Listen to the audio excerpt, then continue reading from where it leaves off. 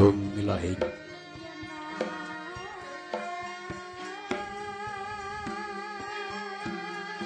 Hong Ilahing awi genamastu Purnawa Sidhem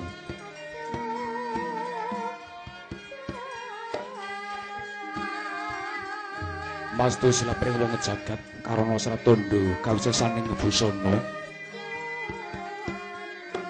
Sono sinawang lan milaka ngastulus tantun lambang bida jinantur tutur katelo tetelo telatlo dewi narisita ngobaya praniskara jaman purwa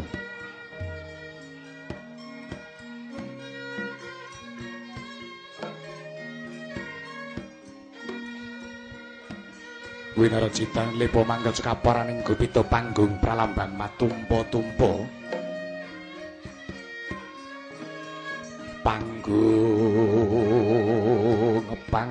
panggung sang merwengkata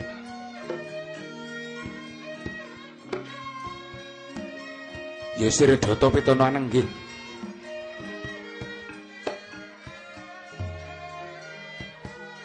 negaripun Dita ingkang kaeka adi Dasa Purwa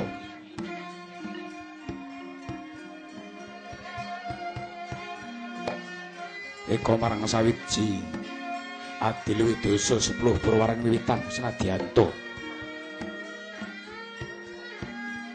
ngupaya praja sewu datalantuk kalih satusotan jangkep sedoso dasar negara panjang punjung pasir pawukir loh jinawi gemah ripah kerta tata raharja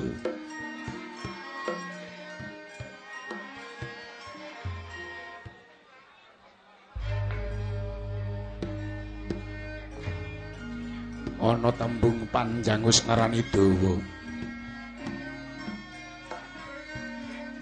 punjung araning dhuwur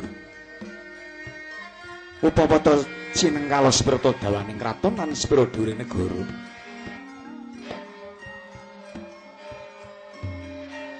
ora liya kejaba mung dhuwur kuncarane gedhe wibawane dawa jajane dhuwur kawekasane pasir pawukir pasir samudra kiraraning gunung yen to kacandra pasang rakiting praja ngiringaken pagunungan ngananaken wana ngiringaken benawi ngayunaken bandaran kang langkung agung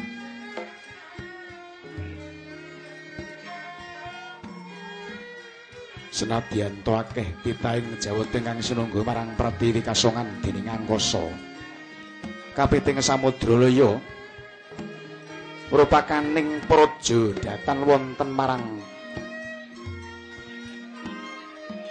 sami kalian praja Ngamarta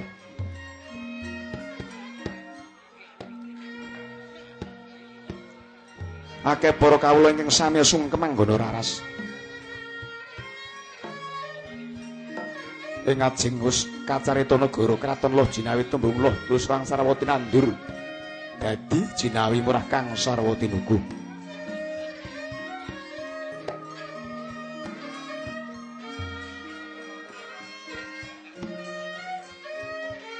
menapa ingkang nancepaken wonten ing warih bisa mahanani tuh ijo royo-royo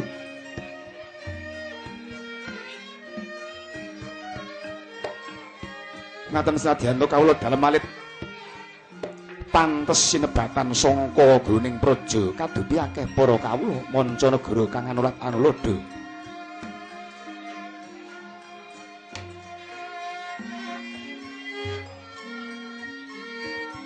gemah candrane para kawula lan para sedagar layar rinten Pantrawati datan wonten kendhate tansah lumintir turut jawining kita saengga temeka ing manca negara nganti bisa sambung dedekangan marang para kawula manca negara ewa semana datan wonten sambikala ing margi katonang lurus-lurus kadilining tirta Jalantara yekti datan wonten kendhate kapraban marang daya panguwasaning praja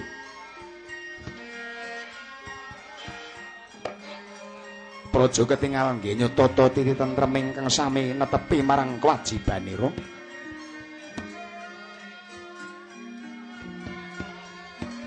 Aripah Kacandra ingkang sami mapan wonten ing Kukuban negara Ngamarta. Katon jejelat cukit wis manira senadyan to papan wiradene ketingal rupak awit sangka akeh para kawula nganti ketara trep jejel uyul-uyulan ewa semana. Datan wonten ing nandhang kacingrangan mratandhani kalamunta agung dalaning ratu bisa paring pitulungan marang kawula kang ketemper nggirung upa jiwa sehingga bisa mulya temat jati temahan mulya. Karta katandha para kawula kang remen ing raja kaya kuda mindha lembun sak pinunggalane. Datan wonten ingkang cinencangan tuwin mboya ana ingkang tinandhang. Menawa rina tata gelar dhateng pangonan menawi ratri wangsul dhateng papanira katon nggih suwang-suwangan. Kalesing Durjana tinebahaken dhateng parang muka sinaketaken mringkar harjan. Awit para kawula tan wonten ingkang tumindak cecengilan pasulayan bebasan antut runtut rukun ngangkat tata ketentremaning praja. Dasar negara Ngamarta rikala semanten kraton ingkang satu mara satu jalma mara krayu. Manuk mabur ngungkuli kraton jungkel kapisanan plak kamidara luntak ludira sirna margalayu. Lakuning mega katon kumiyak lakuning baret mengemper-emper senadyan to manundha manglung parandene keprabon pangawasaning praja. Akeh para raja maharaja para ratu maharatu ingkang samya sungkem tanpa sarana ginabeging Pancakara. Saben antara warsa ngaturaken pundhutaning Ratu Peni Raja Peni Guru bakal guru dadi tumraping tata gelar. Ngaturaken pisungsum nanging ing batos kayungyun marang dasar payoning kautaman.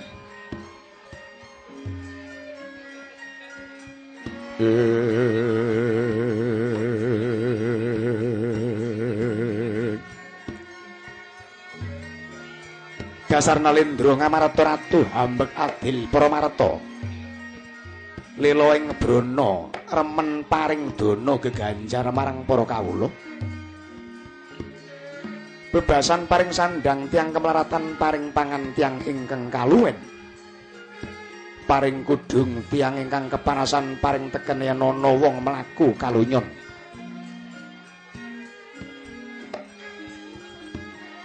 Netepi marang kewajibaning kusuma rumesing madu andana tapa. Dasar senadyan ratu panjalemaning Sang Hyang Darmadapa. Kacarita dosana maning ratu. Dosana wilangan 10 nama werdine kekasih. Wenang den ucapno. Wong agung Amarta jejuluk Prabu Puntadewa. Ya Prabu Darmakusuma, ya Prabu Yudhistira Yud Tandha Dija Kangka. Wis kepareng ngrasuk kaprabon lenggah dampar kencana lemek kasur babit pramodani. Ngagem tirta jebat kasturu sinawaran Gandawida katyuping samirana. Katon mangambar-ambar dumugi ing pagelaran Jawi. Menggeraken para abdi bedha srimpi manggung cedhi pepingitan Joko paloro-loro ingkang samya ngampil upacara banyak dalang sawunggaling. Waradawali kala badak Kendhi Pertala. Amrih saking tata glaring paseban jaba. Ingkang katon blabar ngebay alun-alun. Kalamunta Kacandra tumpang dengkul pasebanira. Marga saka akeh para kawula Ewa semana sirep para wadya bala datan wonten ing sumawana imbal wacana. Upama kapyarasa amung klesi lirgana ginupita. Kono wis ngarani maling ginu kita kencana kaya duratmaka ingkang antuk kencana. Senadyan to akeh para wadyabala ingkang nuju wonten pasowanan datan wonten ingkang samya ngabiyantara. Kejaba para kadang mitra waruju ingkang kepareng mungguing pengkeran dalem inggih ingkang sinuwun ingkang rayi kembar kemanikan Satrio Sawojajar Bumi Rotawu ingkang kekasih Bambang Nakula tuwin Raden Sediwa kang wis kondhang kaonang-onang satrio baguse padha agem-agemane datan sisip nganti akeh para ratu mancanegara kang kampuh sami awastani. Pundi kang werda pundi kang muda ingkang kepareng abiyantara ingkang rayi Satrio Madukara pamadyaning Pandhawa Raden Janaka Raden Arjuna ya walakitipun Pandhuputra Satrio kang wis kondhang bagus warnane dasare renengga dening busanane pantes kinarya kondhanging para satrio kidunganing para wanita. Senadyan to ing kana titah Mercapada wis tau dadi jagoning diwa. Pramila nganti kondhang Raden Janaka lan turing jagat Wiswana Raden Dananjaya nderekaken ing Rakanata Ndrawati Prabu Sri Bathara Kresna ya Prabu Alimurti Sasra Sumena ya Prabu Padmanaba ya Sang Danardana. Wong agung prisa ingkang raka rawuh sigra anggena ngacarani kepareng lenggah jajar wonten setinggil binatur temapan kono Ratu Panusman Sang Hyang Bathara Wisnu pantes kinarya pamading para ratu panusmaning jagat yaiku suwe para kadang Pandhawa. Nata Ndrawati lenggah jajar kaliyan ingkang rayu Satrio Jodipati Raden Harya Werkudara yaiku bentenging Praja Ngamarta yen kacandra salira pindha Prabu pakulitan katon Angladula agemaning gelung angkara tiba anglor wujute netra katon anyureng rawis tumpang sanga godhek wok simbar jojo yen ngendika gereng-gereng kaya bisa mecahna bumi swaranipun pinangka pangagul-agul Kanjeng Kyai Kuku Pancanaka ingkang saknyatane iku mula gadinge Gajah Sena.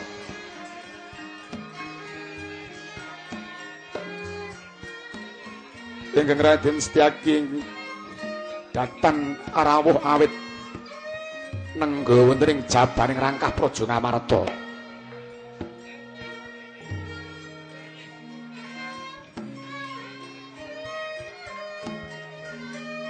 Ingkang ngatur para wadyabala wonten Paseban Jaba.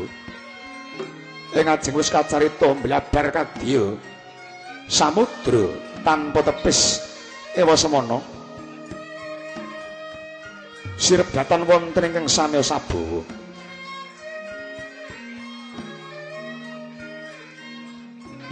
Roning waringin boya obah maruta datan lumampah. Kejaba swaraning abdi gemblak gending kemasan. Ingkang saya menambut karya rinten Pantrarati pating jringling pating cerengkling bisa Amurwani pasuwaning praja Ngamarta. Rikala semana para wadya bala anengga. Sabdanira Sang Prabu Puntadewa ingkang dereng kawedharing lesan.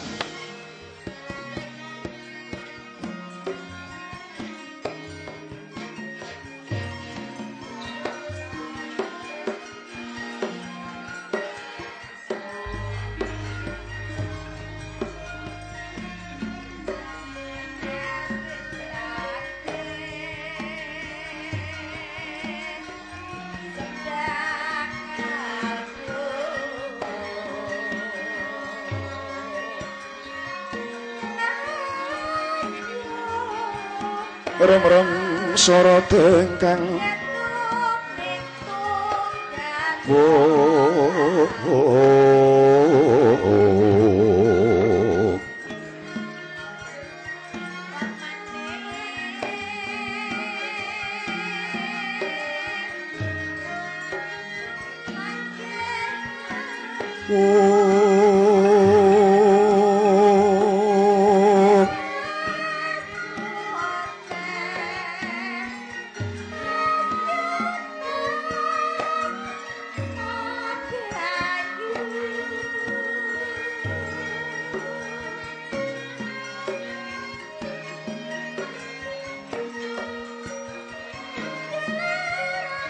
asung sasmiteng dasing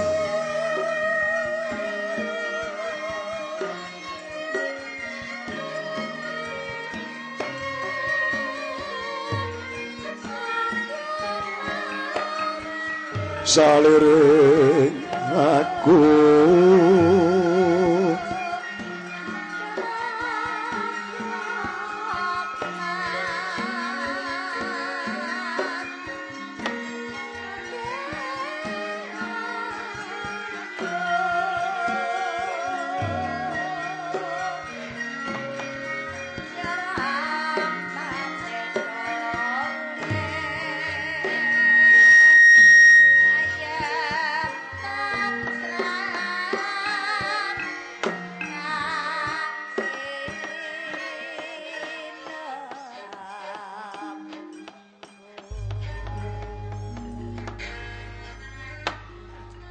sretenaning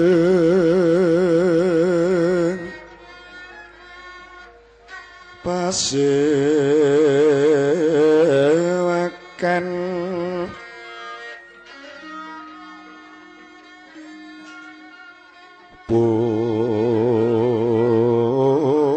busana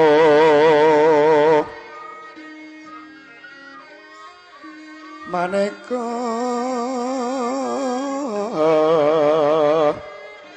warna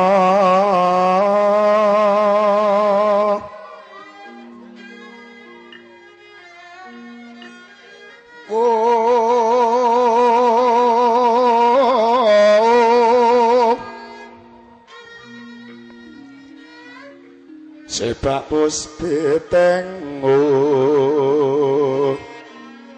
Diono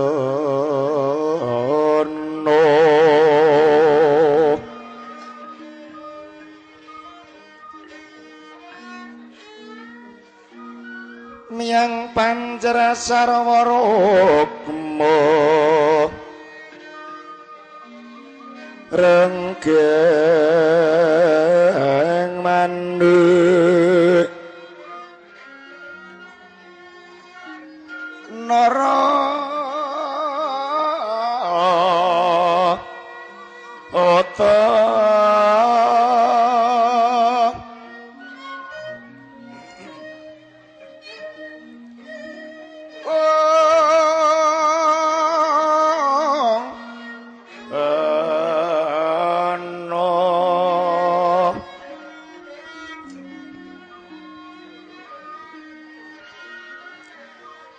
Prabonyosu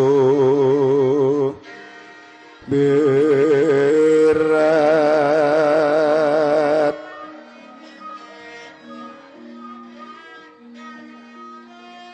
kenyaring tejo lewat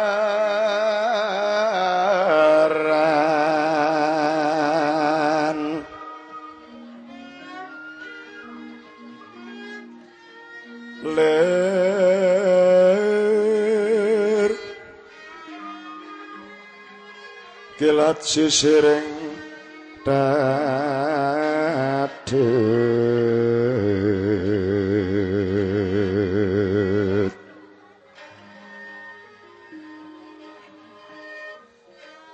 wimbo kekontomre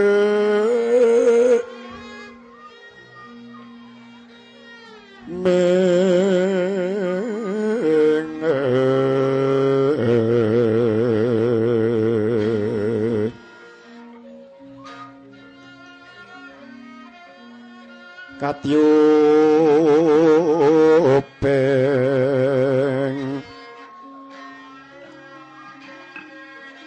maruto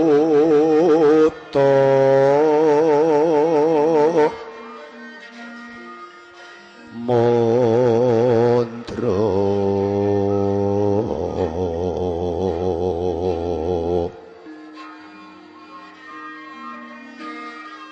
separan mangamper kungas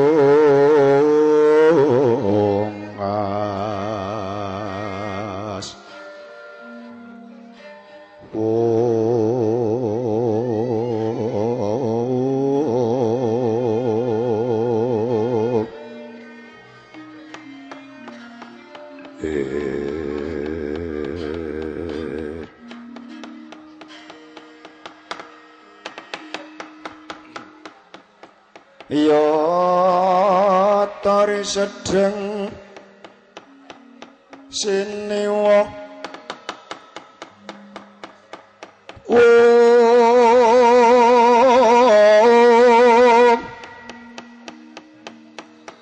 sang moho Prabu Puntadewa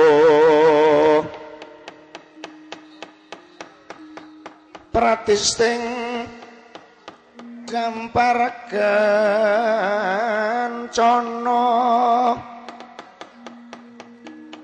asri renggane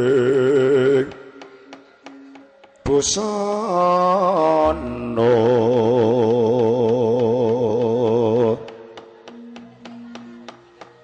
kinuntrang kontrang sang retna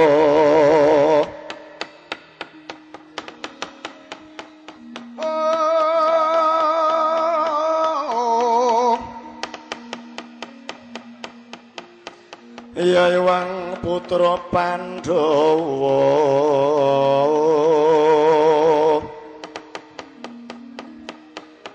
sinewa ing Denjumaya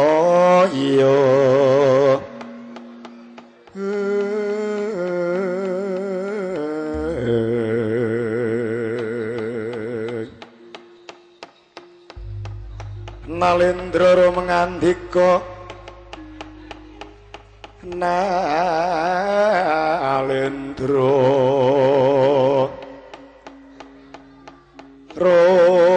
mengandika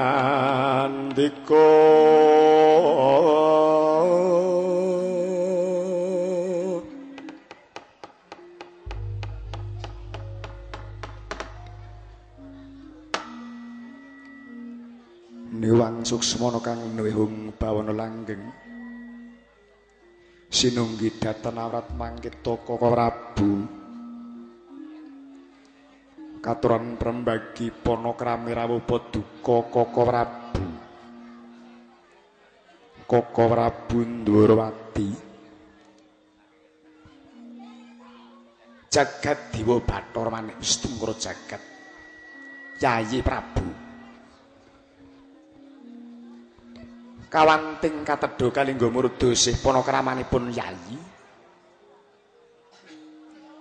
ingkang sampun rumentah dumateng Kang Raka nampi pamujinipun Yayi saha pangestunipun para Jawata kados boten wonten setunggal menapa Yayi Prabu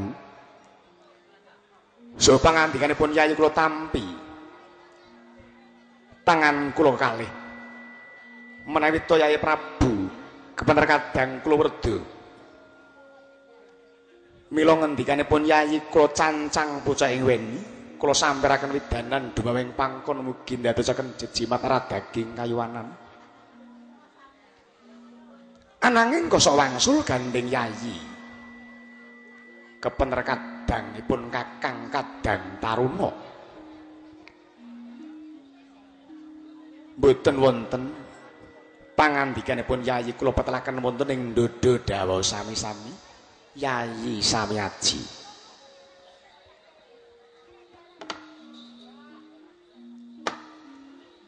nuwun inggih Koko Prabu ngaturaken gunging panuwun ingkang tanpa pepindhan dene Koko Prabu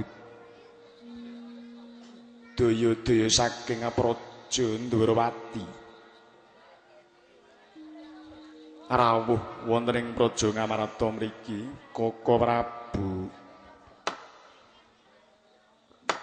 Nuwun inggih Yayi Prabu kados dawah sami-sami.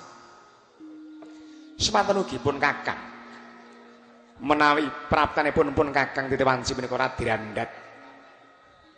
Mugi Yayi paring samudra pangaksami dumateng ingkang raka Yayi Prabu.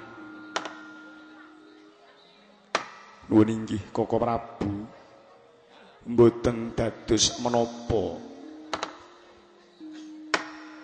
Dimas Sena Dimas Janaka Dimas Nakula lan Sadewa padha ngacarana ngaturna prembagi panakrami marang pepundhenmu ingkang katemben rawuh Dimas Yo cilitek kakangku padha slamet. Ya Dimas Sena kaya ora ana siji apa. Yo syukur bejo sewu. Semanten ugi kula ngaturaken sembah pangabekti kunjuk Koko Prabu. Koko Prabu ingkang katemben rawuh. Ya Dimas Arjuna. Tak trima ngaturake pangabekti marang pun Kakang ora liya puja pangestunipun Kakang Gagih Tamparana Dimas. Nuwun inggih kula pundi wonten mestaka mugi ndadosaken jejimat Koko Prabu.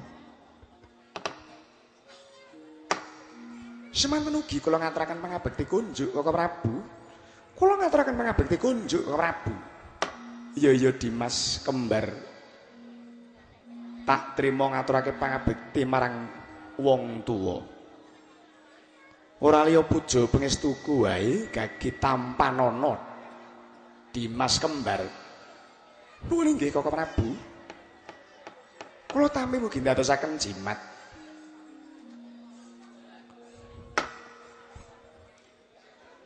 Sak sampunipun rawuh Koko Prabu lenggah kanthi prayogi ingkang rayastunipun ngaturaken gunging samudra pangaksami dening Koko Prabu supados daya-daya rawuh wonten ing Praja Ngamarta mriki Koko Prabu saha ingkang rayi mboten saged sowan dumateng Koko Prabu kepara namung utusan gandhik sakembaran. Mila kanthi ngaten kula pinangka ratu ingkang taruna.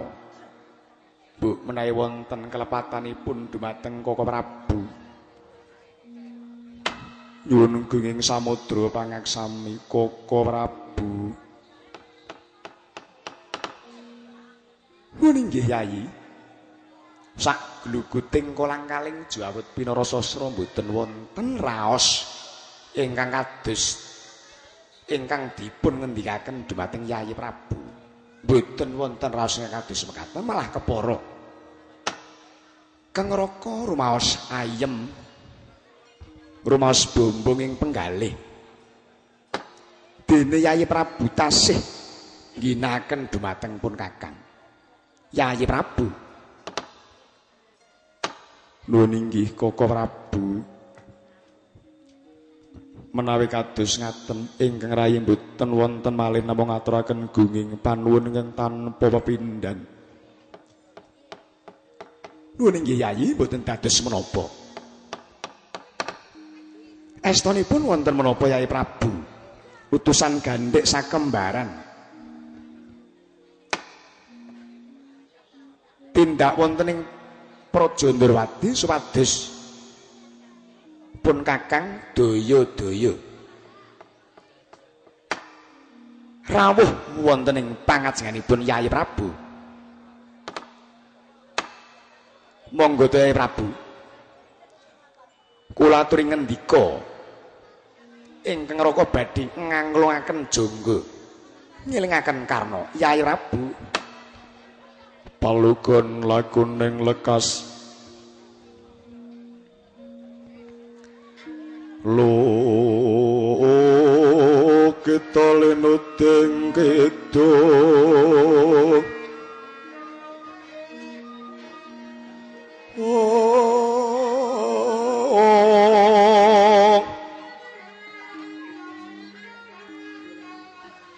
kadung kader ngamomong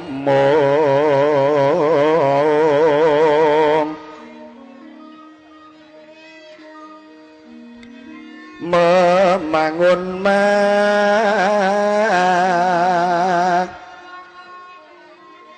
nah rahayu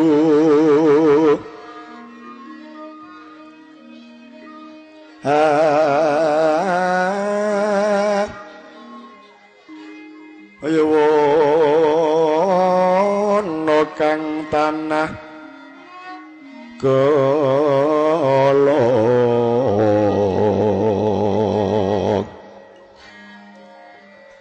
gumolong manadukara karenanira wangsalan semon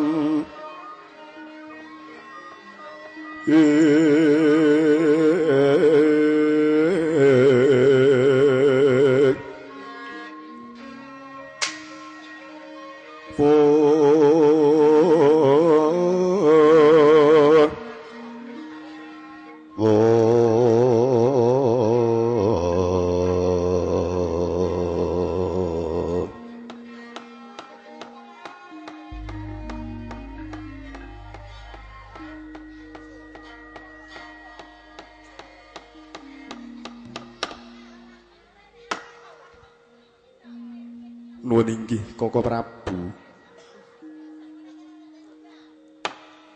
Estunipun Koko Prabu kapure daya-daya rawuh wonten ing Praja Ngamarta mriki.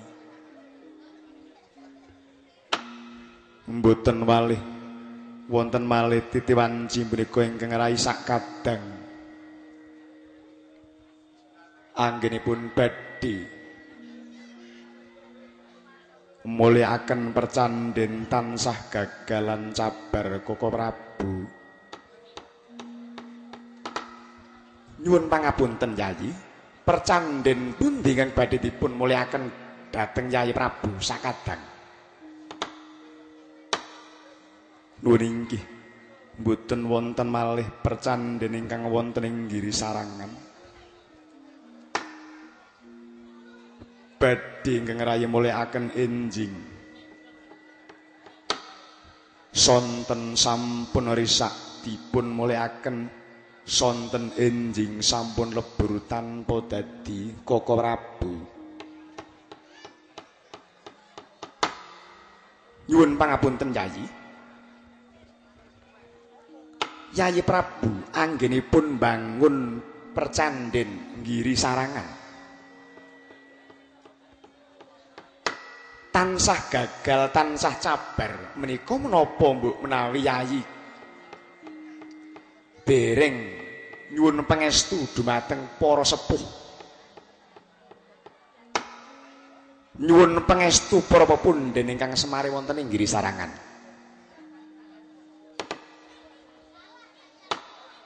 Kadosipun sampun Koko Prabu malah kepara ingkang rai sakadang tansah manekung dumateng Gusti kang murba dumadi.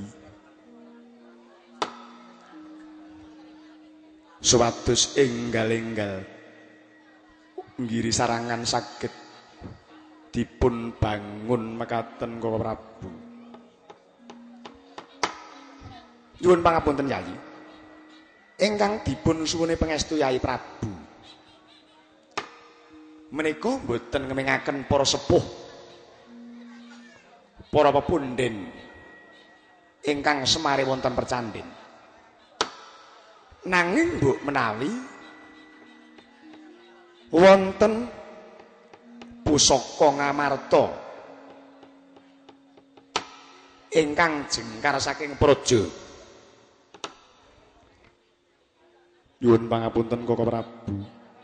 Kados mboten wonten pusaka ingkang tilar praja. Sedaya para pusaka tasih kempal wonten ing pagedungan Koko Prabu. Nyuwun pangapunten Yayi. Pusaka menika mboten ngemingaken wesi aji. Nanging pusaka ingkang saged kandha jimat mboten saged karumat. Nggih menika Kakang Semar. Menapa kinten-kinten Kakang Semar sampun dipun suwuni pangestu dhumateng Yayi Prabu sakadang.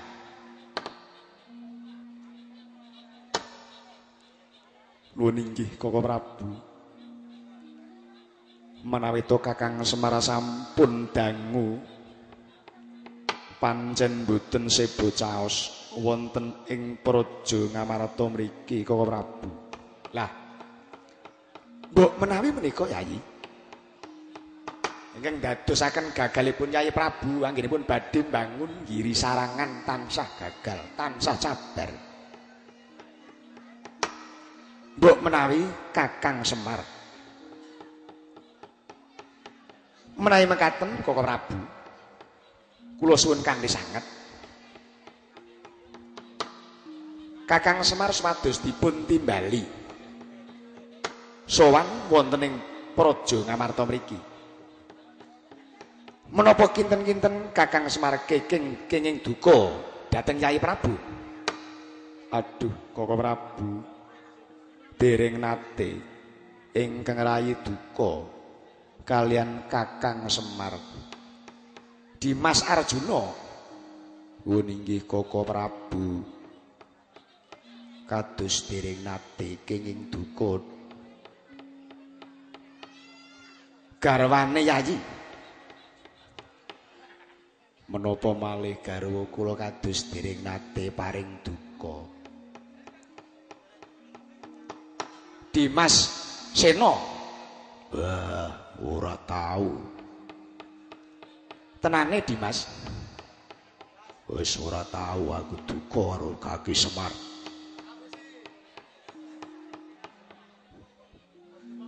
Nyuwun pangapunten Koko Prabu.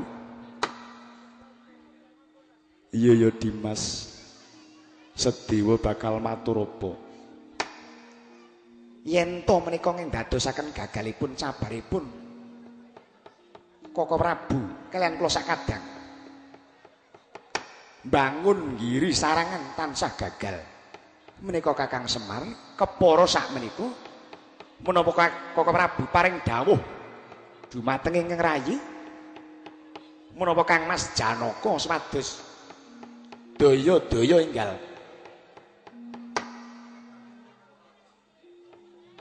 paring dawuh dumateng Kakang Semar dipun sowanaken wonten ing praja Ngamarta mriki. Dipun suwuni pangestu Koko Prabu. Iya ya Dimas. Yen pancen kaya mengkono. Dimas Arjuna kula Koko Prabu.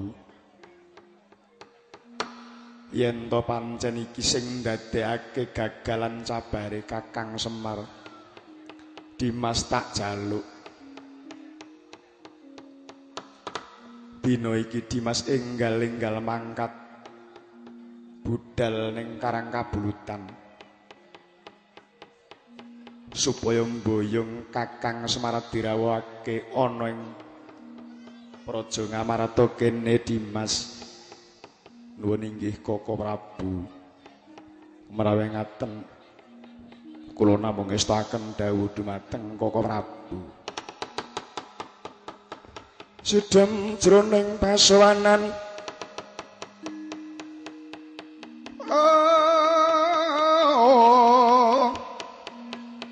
Awati agung tanpa sabawa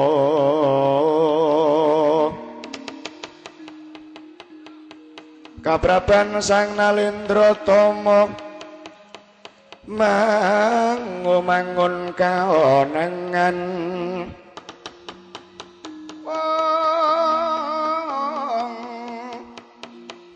leru sing duka cipta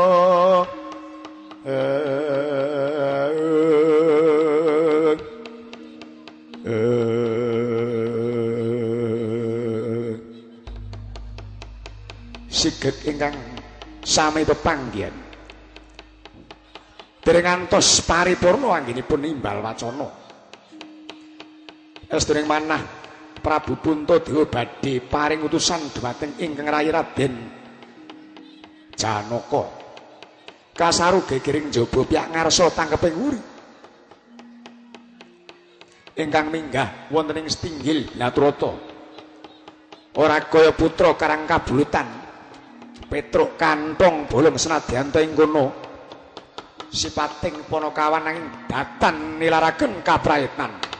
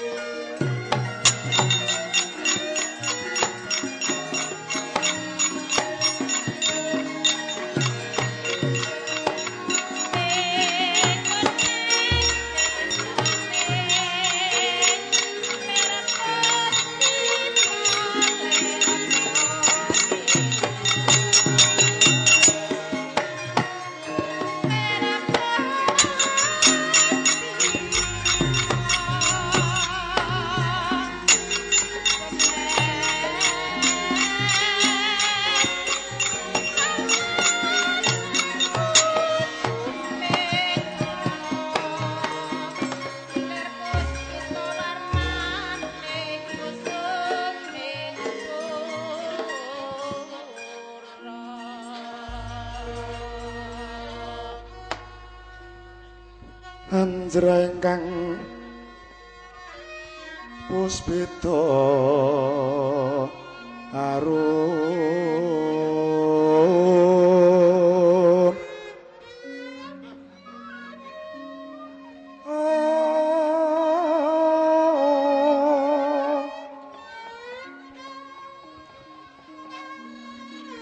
kasiliring samirana mrih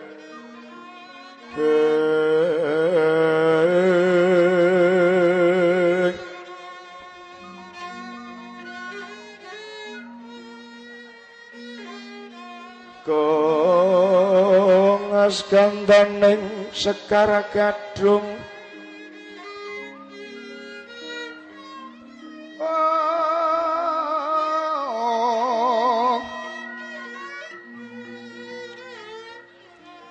kongas gandane Sekar Gadung mangambar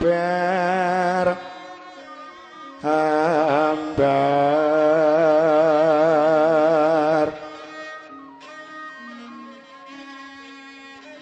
mawe hararas retnaning driya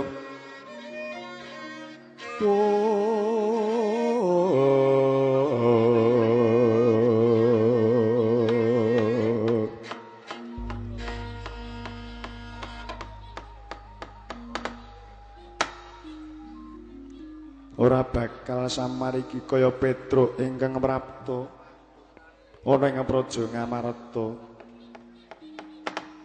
Nggih sinuwun. Kula ngaturaken pangabekti kunjuk dhateng wantu-wantu dumateng sinuwun Prabu Puntadewa lan sakadang. Iya ngaturake pangabekti marang ingsun trima. Ora liya muja pangestu ingsun wae gagi tampanana Petruk. Nggih sinuwun.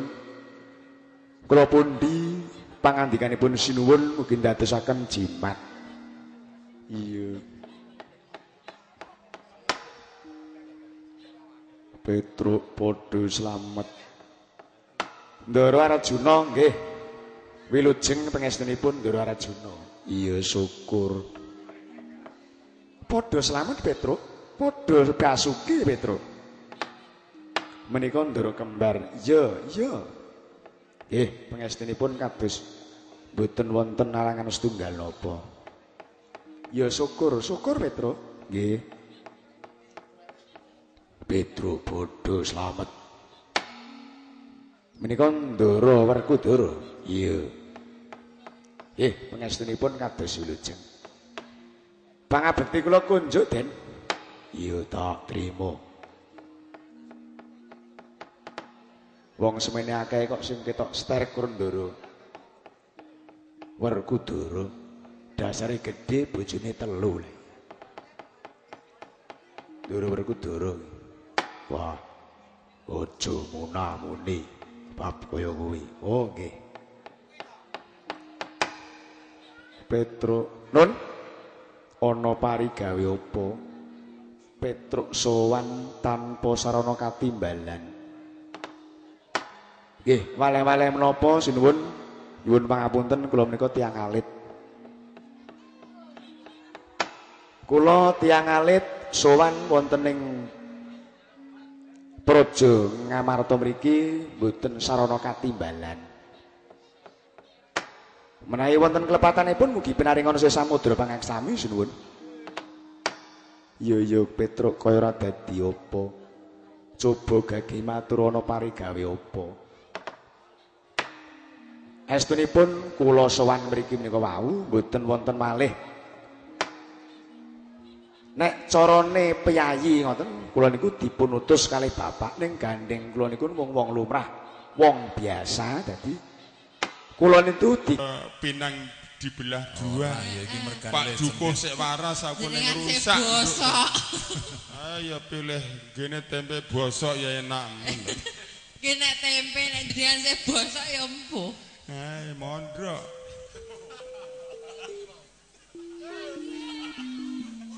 Nadyan wadon sarpo swara suling kumandang swara